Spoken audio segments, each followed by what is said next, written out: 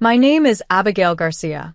On the night of my birthday, in a private room at an upscale steakhouse downtown, my husband stood at the head of the long table, glass raised, and smiled at 40 of his closest friends and colleagues. "Congratulations, failure," he said, looking straight at me. "We're finished." The room exploded into laughter, the kind that comes from people who've been waiting for the punchline. Glasses clinked. Someone cheered. At his right hand sat the woman he'd been seeing for months, her hand resting lightly on his arm as if it belonged there. I didn't cry. I didn't stand up and scream. I simply reached into my purse, pulled out a single black envelope, and slid it across the polished wood toward him. "Before you all celebrate," I said, my voice steady and quiet enough that the room fell silent to hear it, "you might want to explain to your sisters why their tuition just vanished, to your parents why their house and cars disappear tonight, and to your partners why the firm collapses before the check arrives." I stood then, smoothed my dress, and walked out while the first phones began to ring. That was the moment everything he'd built started to crumble. But to understand how I got there, how I sat at that table with my heart strangely calm, you have to know what the years before felt like. I grew up in a small town in Indiana, raised by a mother who worked double shifts at the hospital to keep the lights on after my father died young. I learned early that being smart and quiet kept you safe. It let you watch, listen, and figure things out before anyone noticed you were even in the room. That quietness followed me all the way to graduate school, where I poured myself into code and numbers, building models that could read the chaos of markets and find the hidden order inside them. That's where I met Benjamin Carver. He was charming in the way ambitious men often are, full of big plans, quick with compliments, always looking toward the next room he wanted to own. When he talked about building something great together, I believed him. When we married, I thought partnership meant sharing the weight, not carrying it alone while he carried the credit. We settled into a big house in the suburbs outside Chicago, the kind with tall windows and manicured lawns that announced success long before you stepped inside. Every morning for years, I woke early to make his coffee just the way he liked it, strong, black, poured into the same mug at exactly the right temperature. I laid out his shirts, pressed and perfect, while he slept turned away from me on his side of the bed. The distance between us grew inch by inch, until the mattress felt like a continent. By day, I worked beside him at the firm he'd founded, Carver Advisors. What no one in those glass offices knew, what I let no one see, was that the predictive system driving every profitable trade came from me. I'd built it during late nights in our home office. Lines of code written while Benjamin attended dinners and golf outings, shaking hands and telling stories about his vision. To the investors, he was the genius. To me, he was the man who introduced me as my wife, Abigail. She handles the scheduling and keeps things running smoothly. I smiled when he said it. I refilled coffee cups during presentations. I stayed silent when he explained my work in words he'd memorized but never truly understood. And for a long time, I told myself that was love, making myself small so he could feel large. Looking back, that was the first lie I let live inside me. But lies have weight, and eventually they start to press down until something inside you decides you've carried enough. The first real crack appeared on a quiet morning a few months before my birthday. Benjamin came downstairs already dressed for the day, his phone in one hand and a half-eaten piece of toast in the other. I'd set his coffee on the island the way I always did, but he barely glanced at it. "I need you at the office early," he said, eyes still on the screen. "Big investor lunch. Make sure the conference room is ready." "Of course," I replied, the words automatic. What I didn't say was that I'd been up until the early hours refining the system that made those investors want to keep giving us money. The algorithm I'd built, my quiet obsession for years, could spot patterns no one else saw. It was the reason Carver Advisors had grown so fast, the reason rooms full of men in expensive suits listened when Benjamin spoke. But in his telling, it was always his vision. That afternoon, while arranging folders in the conference room, I overheard two of the newer executives talking in the hallway. "He's bringing in his old college friend as chief strategist," one said. "Big changes coming." "About time," the other laughed. "And what about her?" "Still playing assistant." They didn't see me through the glass. I stood there with the leather portfolios in my arms, feeling the weight of being discussed like furniture that had overstayed its purpose. Later that week, while backing up files at home, something Benjamin insisted on for security, I found the folder. It was buried deep, labeled simply reorg. Inside were drafts, new org charts with Benjamin at the top, his college friend in a prominent role, and my name nowhere. Not in operations, not in technology, not even as support. There was a memo about streamlining, cutting redundant positions after certain personal matters were resolved. Personal matters. I sat back in the desk chair, the house silent around me, and felt something cold settle in my chest. It wasn't shock, exactly. More like recognition. The slow erosion I'd been feeling for years had a destination, and I was finally seeing the map. A few days later, I stopped at a cafe near the office for a quiet lunch alone, something I rarely did. I'd just ordered when Stephanie, Benjamin's assistant, walked in with a woman I didn't know. They sat at the table behind me. I don't know why I pulled out my phone and started recording. Maybe some part of me already knew. The birthday thing is all set, Stephanie said, her voice carrying that excited whisper people use when they're sharing something juicy. Private room downtown. He wants it perfect. It's really happening then, her friend asked. Oh, absolutely. He's been planning this for months. Moving things around, making sure she won't have a leg to stand on when it's done. Poor thing still thinks it's a celebration. They laughed softly. I sat very still, my sandwich untouched, as Stephanie went on. Everyone knows about Lilith. Everyone except her. Lilith. The name landed like a stone in still water. I paid the bill with shaking hands and walked the city blocks until the air felt thin enough to breathe. That night, Benjamin came home late, smelling faintly of someone else's perfume. He kissed my cheek absently and headed straight for the shower. I stood in the kitchen a long time, holding a glass of water I didn't drink. The next day, I reached out to Megan Ellis, an old friend from graduate school who now worked in forensic accounting. We met at a small bar in Wicker Park, far from anyone who might recognize me. She listened as I told her everything. The files, the overheard conversation, the slow way my contributions had been disappearing from company materials. When I finished, she leaned back and looked at me steadily. This isn't just a divorce, Abigail. This is erasure. He's not leaving you. He's planning to make sure no one ever remembers you were part of any of it. I nodded, feeling the truth of it settle deeper. Driving home that night, I passed under the streetlights and felt something shift inside me. Not rage, not yet. Something quieter. A decision. I'd spent years making myself invisible to keep the peace. Now, I would use that same invisibility to protect what was mine. In the weeks that followed, I moved through our house like a shadow, performing the routines that had defined me for so long. Coffee in the morning, files arranged just so, silent nods during family dinners at his parents' place in the suburbs. But inside, something was uncoiling, a quiet resolve that felt like waking up after a long, dreamless sleep. I started small. Late one night, after Benjamin had fallen asleep on the couch with his phone still in hand, I locked myself in the guest bathroom upstairs. It was the only place in the house where the door clicked shut without questions. I sat on the edge of the tub, my laptop balanced on my knees, and began building what I needed. I'd learned about hidden structures years ago, helping his family with their investments, ways to protect assets, tie things together without anyone noticing. Now, I turned that knowledge inward. I created a series of quiet companies, names that blended into the background, registered in places where paper trails faded into the mist.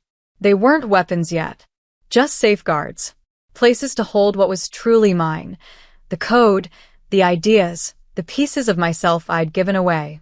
One evening at his parents' house, over a dinner of roast and wine they toasted as if it were ambrosia, his father complained about the rates on their lake house loan. I looked up from my plate, where I'd been pushing food around more than eating it. I know some people from my old network, I said softly. They handle things like that. Better terms, if you're interested. His mother raised an eyebrow, the first time she'd looked at me like I might know something worth hearing. Really? What kind? Fair ones, I replied, keeping my voice even. For families like yours. They took the bait. A week later, The paperwork went through flawless on the surface, with threads woven in that only I could pull. His sister's trusts followed, restructured under the guise of helping them save on taxes. They signed with their kisses and casual thanks, never suspecting the connections I'd laced through it all. One pull, and it would unravel everything. But it wasn't just about the mechanics. It was the weight of carrying it alone. The secret grew heavier each day, like a stone in my pocket I couldn't set down. I found myself staring at old photos on my phone, my mother and me in our tiny kitchen back home, laughing over burnt toast. Her face, lined with the kind of tired that came from loving hard and asking for little. When she called to say she was coming for a visit, I felt a crack in the facade I'd been holding together. She arrived on a rainy afternoon, her suitcase worn at the edges, and pulled me into a hug that smelled like home.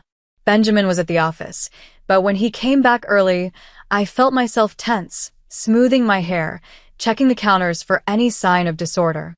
He greeted her with a quick peck that barely touched her cheek, then announced he'd be gone for the weekend on a golf trip with clients. As his car pulled away, she squeezed my hand across the kitchen island. The next morning, with him gone, we sat with eggs and coffee, sunlight filtering through the windows. For the first time in years, I didn't rush to clear the table. "How long has he made you feel like this?" she asked, not looking up from her plate. I froze, fork halfway to my mouth. "Like what?" She met my eyes then, steady and knowing. "Like you have to earn your place in your own home." The words hung there, and suddenly the tears came, hot and unbidden. I told her everything. The files I'd found, the whispers about Lilith, the way my work had been stripped from me piece by piece. How I'd been building something in secret, not out of vengeance, but because I couldn't let myself disappear completely. She listened, her hand on mine, and when I was done, she was quiet for a long moment. "Your father's first marriage ended like this," she said finally. She waited too long, thinking love meant enduring. By the end, she'd lost more than money. She'd lost her fire. She stood and pulled me up with her. "Come on. We're packing what you need, just in case." We spent the afternoon gathering essentials, documents I'd copied, clothes that felt like me, cash tucked away in small amounts. We hid it all in the back of the basement closet, behind boxes he never touched. "When you're ready," she said, hugging me tight before she left, "you call. I'll be here." After she was gone, the house felt emptier, but I felt fuller somehow, stronger in the stillness. A few days later, the flowers arrived, lavish peonies in pinks and whites, delivered to the door. The card wasn't for me. "Can't wait for your F. Garciem. V." I called the florist, voice cheerful as if confirming an order. Weekly deliveries, they said, to a downtown hotel suite. For the past half year. I set the bouquet on the counter and stared at it, feeling the last illusions fall away. Not with a crash, but with a sigh. That night, I lay awake beside him, listening to his even breathing, and realized I wasn't angry anymore. I was clear, ready to choose myself, even if it meant walking through the fire.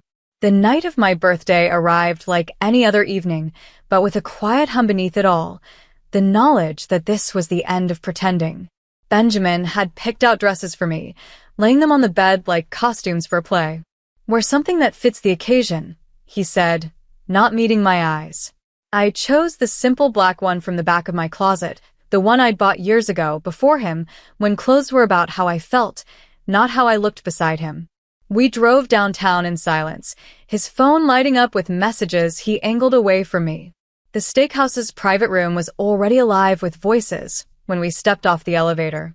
40 people, all his college friends, partners from the firm, their polished wives and girlfriends.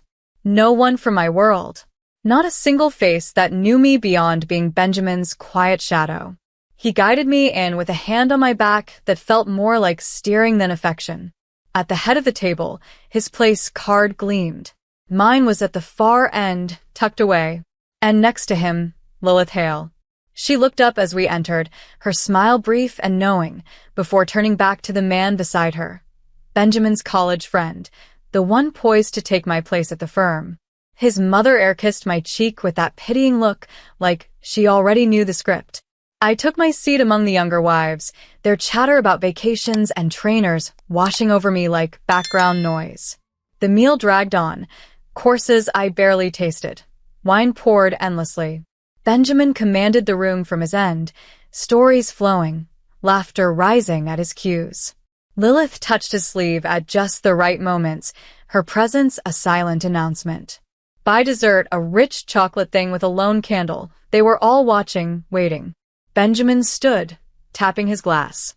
The room hushed instantly. "Before we toast Abigail's birthday," he said, his voice laced with that rehearsed charm, "I have something to share."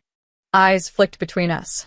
I felt the envelope in my purse, its edges sharp against my fingers. "Congratulations, failure," he announced, turning to me with a smile that didn't reach his eyes. "We're finished." The laughter hit like a wave, loud, relieved, as if they'd all been holding their breath for this. Glasses raised. Cheers echoed. Lilith clapped delicately, her expression triumphant. I didn't move at first. Just breathed in the moment, letting it settle. Then I stood, walked the length of the table with steps that echoed in the sudden quiet. Faces turned, confusion flickering as I approached. I slid the envelope toward him, my hand steady. "Before you celebrate," I said, voice calm and clear, "explain to your sisters why their tuition just vanished, to your parents why their house and cars disappear tonight, and to your partners why the firm collapses before the check arrives." The silence was thick, absolute. Benjamin stared at the envelope, then at me, his confidence cracking like thin ice. I turned and walked out, the door closing softly behind me. In the lobby, I felt my phone vibrate once, then again. But I kept moving, out into the cool night air, heels clicking on the sidewalk to my car parked across the street. Inside, I opened my laptop and watched the dashboard I'd set up come alive. Notices firing off one by one. Loans called in, systems locking down, funds freezing. Everything connected. Everything falling just as I'd planned. Through the restaurant's windows, I could see the chaos blooming. Phones pulled out, voices rising, his father pacing with a hand to his ear. Glasses shattered as someone knocked a tray in their haste. I started the car and drove to my condo in the quiet neighborhood by the lake, the one I'd bought months ago through one of my hidden companies. Benjamin had never known about it. He thought my rare nights away were spent at cheap hotels or my mother's. The place was simple, soft lights, books on shelves I'd chosen, a view of water that calmed the last edges of tension. I made tea and sat at the table, watching the confirmations roll in. The firm's platform went dark first, backups failing behind walls only I could open. His parents' notices arrived next, their lake house slipping away. His sister's accounts locked, their futures paused. For days, I stayed there in the quiet, ignoring the flood of calls, letting the structure I'd built do its work. On the fourth morning, the doorbell rang early. Through the peephole, I saw Benjamin, wrinkled suit, unshaven, eyes hollow. I opened the door but stood in the frame, coffee in hand. "Please," he said, the word breaking from him like something foreign. "Please what?" "Everything's gone. The firm, my parents' place, the girls can't even access their accounts. Just tell me how to fix it." "You can't," I said simply. "This is what happens when you build on what isn't yours." He pulled out a thick envelope, legal threats, pages of accusations. I flipped through them, smiling faintly at the desperation. "You should go." His lawyers fired back, but my attorney, prepared for months, sent evidence that turned their threats into proof of his theft. Recordings, emails, the truth of who built what. Then Lilith showed up, looking smaller without the polish, handing over a drive of her own evidence, his insider dealings, things that could bury him deeper. "I thought we could team up," she said. I took the drive but shook my head. "I don't need to. But the investigators might."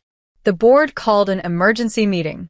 I walked into that glass room downtown, not as the invisible wife, but as the one who held the keys. They sat tense around the table. Benjamin aged overnight, his friend useless beside him, his father deflated. I connected my laptop to the screen, showing the ownership web. "Gentlemen," I said, watching them shift.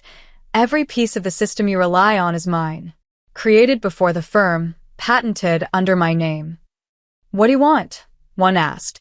I laid out the terms. Majority stake for me, scraps for them, or I sell it all to competitors. They signed within the hour. The days after the board meeting blurred into a rhythm of quiet rebuilding. I stepped into the role that had always been mine, founder, owner, the mind behind the machine. But I didn't stay at Carver Advisors long. The glass walls felt too much like the old life, echoes of meetings where I'd poured coffee instead of leading them.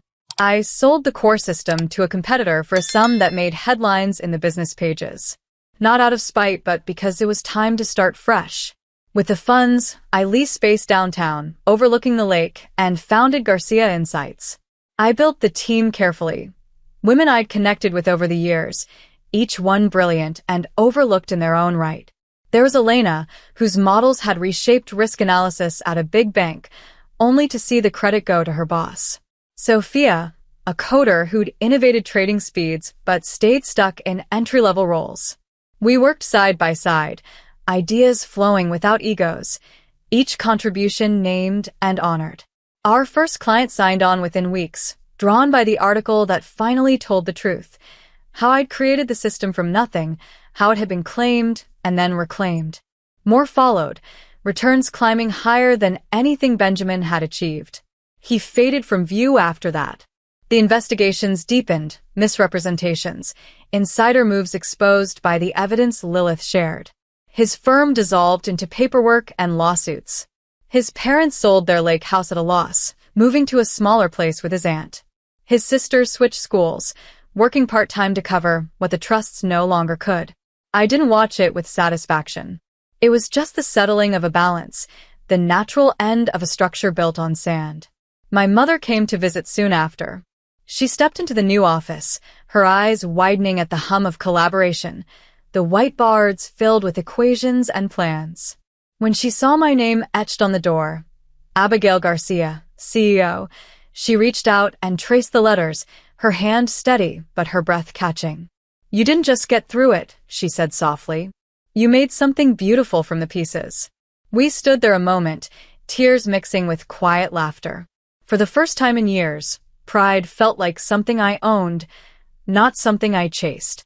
Months later, at a conference in the city, I spotted him across the exhibit hall, manning a booth for a small advisory firm, suit ill-fitting, smiles strained as he pitched to passers-by who barely paused. Our eyes met, and for a second, the air held still. He looked away first, turning to straighten papers that didn't need it. I delivered my talk to a full room, sharing not just the tech, but the lesson woven through it. How ownership starts inside, with refusing to let anyone else define your worth. From part of the proceeds, I started a foundation, quiet grants for women whose ideas had been overshadowed, legal help to protect their work, mentors to guide them forward. The first recipients built startups that changed their fields, each one a reminder that transformation often begins in the dark.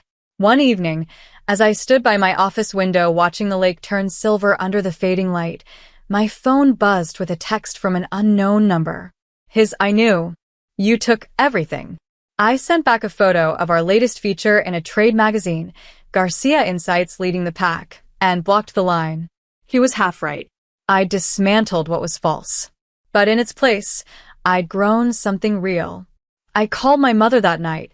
There's a place opening up near me, a cozy spot with a view, room for your books and calls with friends. Her voice caught.